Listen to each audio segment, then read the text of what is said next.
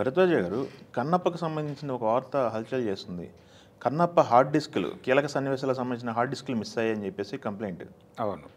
ఏంటి కన్నప్ప చుట్టూ ఏం జరుగుతుంది ఏంటనేది ఇప్పుడు అంటే హార్డ్ డిస్క్ మిస్ అయిన మాట వాస్తవమే. అది కంప్లైంట్ లాంచ్ అయిపోతుంది. కాకపోతే కంటెంట్ పోలేదు, కంటెంట్ ఉంది.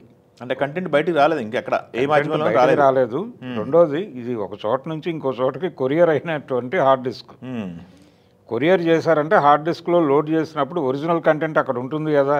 ఒరిజినల్ కంటెంట్ ఉంటుంది. అవును, ఉంటుంది. కాబట్టి ఆందోళన పడాల్సిన విషయం కాదు, కానీ లీకేజీకి సంబంధించిన గొడవ ఇది. ఒకవేళ బయటకు వస్తే ఈ హార్డ్ డిస్క్లో ఉన్నటువంటి సన్నివేశాలు వాళ్ళు ఏ రూపంలోనైనా ఏ మాధ్యమాల్లోనైనా ప్రచారం చేస్తే దానివల్ల సినిమాకి నష్టం వాటిల్లేటువంటి అవకాశం ఉంటుంది అనేది ఆందోళన. అందుకని ఇప్పుడు కీలకంగా మారింది అది.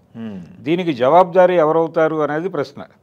అక్కడి నుంచి కొరియర్ డెలివరీలో వచ్చేసింది, ఇక్కడికి ఫిలిం నగర్ చేరుకుంది. ఫిలిం నగర్లో ఒక బాయ్ సంతకం పెట్టి తీసుకున్నట్టుగా ఎవిడెన్స్ ఉంది.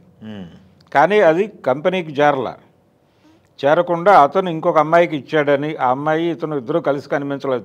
చరిత అనుకుంటాను, రఘు చరిత, ఈ రెండు పేర్లు బయటకు వచ్చినాయి. వీళ్ళిద్దరూ కనిపించడం లేదు ఆ క్షణం నుంచి అనేది వీళ్ళ కంప్లైంట్.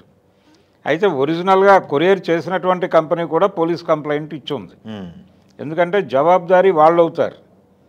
ఒరిజినల్ కంటెంట్ పోలేదు, కానీ ఇది బయటికి లీక్ అయితే ప్రమాదము అనే ఉద్దేశంతో ఈ పోలీస్ కంప్లైంట్లు, ఈ హడావిడి నుంచి వీళ్ళు మళ్ళీ వెనక్కి వచ్చి సరెండర్ అయితే కావచ్చు. అయితే సమస్య పరిష్కారం అవుతుంది. లేదు వీళ్ళు అంటే ఈ వెనకాల ఎవరో ఉండి నడిపిస్తున్నారు అనేది కూడా ఒక ప్రచారం జరుగుతోంది. అంటే ఏ ఆఫీస్కి అయితే ఇది డెలివరీ అయిందో 4 frames చెప్తున్నారు, అక్కడ డెలివరీ అయ్యుంటే కనుక వాళ్ళు జవాబుదారీ అవుతారు ఈ లీకేజీకి సంబంధించి. రెండోది, ఇక్కడ వీళ్ళిద్దరిని అలాగే ఆఫీస్ని ఎవరో వెనక నుంచి డ్రైవ్ చేస్తున్నారు అనేటువంటి ఒక అనుమానం కూడా వ్యక్తం అవుతుంది. మంచు ఫ్యామిలీ నుంచి. మంచు విష్ణు గారు బయటకు వచ్చి ఇంకా మాట్లాడలేదు, కానీ వార్తలు అయితే బయటకు వచ్చినాయి. ఎవరు డ్రైవ్ చేస్తున్నారు, ఎవరు చేస్తున్నారు, కన్నప్ప వెనక కుట్ర ఎవరిది అనేది. దానికి సంబంధించినటువంటి వాళ్ళ ఇన్వెస్టిగేషన్ వాళ్ళు చేసుకుంటారు. ఫైనల్గా వాళ్ళిద్దరూ దొరికి సరెండర్ అయిపోతే సమస్య పరిష్కారం అవుతుంది. కానీ ఈ లీకేజీ వలన నిజంగానే సినిమాకి నష్టం వాటిల్లుతుందా అనేది ఒక ప్రశ్న. ఈ లీకేజ్ అనేది కొత్త ఏం కాదు మనకి. గతంలో ఫస్ట్ హాఫ్ మొత్తం లీక్ అయినటువంటి సినిమా ఒకటి ఉంది మనకి, పవన్ కళ్యాణ్ అత్తారింటికి దారేది సినిమా. స్ట్రైట్ అవే ఇంటర్వెల్ వరకు వాళ్ళు యూట్యూబ్లో పెట్టేశారు. పెట్టిన తర్వాత అది డౌన్లోడ్ అయిపోయి విపరీతంగా చూసేశారు. చూసిన తర్వాత అది క్యూరియాసిటీ, అంటే సెకండ్ హాఫ్ ఏముంది అని క్యూరియాసిటీ మీద థియేటర్కి జనాలు వెళ్ళారు. వెళ్ళిన తర్వాత సినిమా కనెక్ట్ అయ్యి చాలా పెద్ద హిట్ అయింది. కాబట్టి కంటెంట్లో దమ్ముంటే డెఫినెట్గా ఈ లీకేజీలు ఏమీ చేయలేవు సినిమాని. కంటెంట్ మీద పూర్తి కాన్ఫిడెన్స్తో వాళ్ళు ఉన్నారు.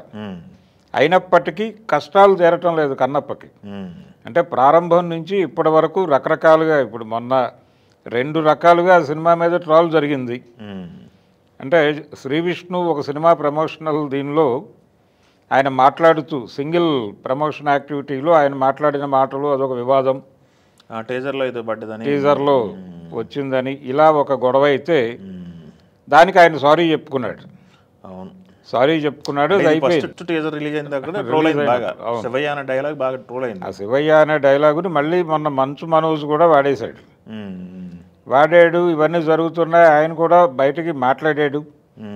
ఎవరు ఎన్ని మాట్లాడినా ఈ సినిమాకి ఈ సినిమాని ఏమీ చేయలేవు ఈ మాటలన్నీ కూడా అని విష్ణు గారు ఓపెన్గానే మాట్లాడుతున్నాడు. ఈ సందర్భంగా ఇప్పుడు ఈ హార్డ్ డిస్క్ బయటకు వెళ్ళిపోవటం, దీని వెనక ఎవరున్నారు అంటే కుటుంబపరమైనటువంటి వివాదాలు ఇవన్నీ ఉన్నాయి అక్కడ. ఉన్నప్పటికీ ఈ ఆఫీస్ మీద కంట్రోల్ ఎవరు చేస్తున్నారు, వెనక నుంచి ఎవరైనా కథ నడిపిస్తున్నారా, దీన్ని తస్కరించడం ద్వారా వాళ్ళు ఏం సాధించదలుచుకున్నారు అనేది బయటకు రావాలి. అది క్యూరియాసిటీ. కానీ లీకేజ్ వలన వచ్చిన నష్టమేం లేదు. అది హార్డ్ డిస్క్లో వచ్చిందంటే ఒరిజినల్ కంటెంట్ అక్కడ ఉంటుంది.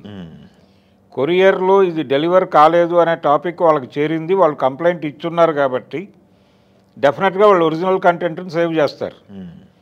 సేవ్ చేయటమే కాదు, జనరల్గా ఇలాంటి సినిమాకి సంబంధించిన వర్కులు జరిగినప్పుడు 2-3 బ్యాకప్లతో నడుస్తుంది ఇది. అందుకని ఒక హార్డ్ డిస్క్ పోవటం వలన ఇమ్మీడియట్గా వీళ్ళకి వచ్చే క్రియేటివ్ లాస్ ఏమి ఉండదు. లాస్ ఏమి ఉండదు కానీ అది బయటకు వస్తే మొత్తం తెలిసిపోతుంది కదా బయటకని. బయటకు తెలిసిపోయినా ప్రమాదం కాదు. ఇప్పుడు కొన్ని సన్నివేశాలు మాత్రమే ఉన్నాయి దానిలో, అవి కీలకం అని చెప్తున్నారు. కీలకం అవునా కాదా అనేది వాళ్ళకి తెలుసు. అది ఒకవేళ కీలకమే అయినప్పటికీ ఒక సన్నివేశాన్ని చూసి సినిమాని జడ్జ్ చేయలేరు ఎవరు. కాబట్టి ఇమ్మీడియట్గా సినిమాకి వచ్చిన లాస్ ఏం లేదు దీనివలన. ఒకవేళ ఆ సన్నివేశాలు వాళ్ళు యూట్యూబ్లోనో మరొక మాధ్యమంలోనో పెట్టినప్పటికీ అది నిజంగా బాగుంటే కనుక సినిమా మీద ఒక క్యూరియాసిటీ కలిగిస్తుంది. ఈ సన్నివేశం ఈ లెవెల్లో ఉందంటే సినిమా ఏ లెవెల్లో ఉండుంటుంది అనుకుని థియేటర్కి వెళ్తారు కదా ఆడియన్. కాబట్టి ఈ మరక మంచిదే అనే సిద్ధాంతం ప్రకారం చూస్తే ఈ హార్డ్ డిస్క్ చౌర్యము వలన ఆ సినిమాకి మంచి జరుగుతుంది తప్ప చెడు జరుగుతుందని నేనైతే అనుకోవడం లేదు. ఓకే, మంచు విష్ణు గారు అధికారికంగా ఇంకా మాట్లాడలేదు. బహుశా రేపో ఎల్లుండో ఆయన ఒక ప్రెస్ మీట్ పెట్టి మాట్లాడతాడు. ప్రారంభం నుంచి జరుగుతోంది ఇది. గెటప్పులు రివీల్ అయినాయి ఆ మధ్యకాలంలో ప్రతి ఒక్కరిది. దాని మీద రకరకాల ట్రోల్స్ జరిగినాయి. ఇలా ప్రతి సన్నివేశానికి సంబంధించి ఒక ట్రోల్ జరుగుతోంది. ప్రతిదానికి వివరణ ఇచ్చుకుంటూ వస్తున్నాడు ఆయన. ఆ సినిమాలో శివలింగం రూపానికి సంబంధించి కూడా ట్రోల్ జరిగింది. దాని మీద కూడా ఆయన వివరణ ఇచ్చుకున్నాడు. ఇలా ప్రతిదీ అంటే ఒక డిస్కసివ్ పాయింట్గా మారుతోంది అంటేనే ఆ సినిమాకి కొంచెం ఎనిమీస్ ఉన్నారు, బలంగానే మోహరించి అనేది అర్థమవుతోంది. ఇది బాంబే స్థాయిలో నడుస్తోంది అనేది ఇప్పుడు అర్థమవుతున్నటువంటి విషయం. దాని మీద రేపు ఆయన ఎలాగూ అధికారికంగా స్పందించిన తర్వాత మనం చూద్దాం ఏం జరుగుతుంది అనేది.